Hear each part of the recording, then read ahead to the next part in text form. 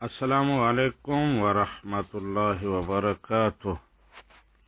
UK کے شہر derby سے حاجی عبد الرحیم نوشاہی صاحب کہتے ہیں کہ ایک عورت فوت ہوئی ہے اور وہ رسا میں اس نے خامد، 3 بیٹے اور 3 بیٹیاں چھوڑی ہیں۔ اب مرحومہ کا ترکہ قرآن و سنت کی روشنی میں کس طرح تقسیم ہوگا؟ جی، حاجی عبد الرحیم نوشاہی صاحب، مرحومہ کے ترکہ میں سے خامد کو چوتھا حصہ ملے گا۔ ارشاد باری تعالیٰ ہے فَإِن كَانَ لَهُنَّ وَلَدٌ فَلَكُمُ الرُّبُعُ۔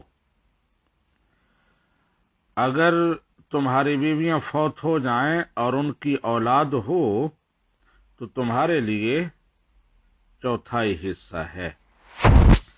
اب خامد کا چوتھائی حصہ نکالنے کے بعد جو کچھ بچ جائے گا اس کے 9 حصے بنائے جائیں گے، اور للذکر مثل حظ الانثیین کے قرآنی اصول کے تحت ہر بیٹے کو 2 حصے اور ہر بیٹی کو 1 حصہ ملے گا۔ صدق اللہ مولانا العظیم وصدق رسولہ النبی الکریم۔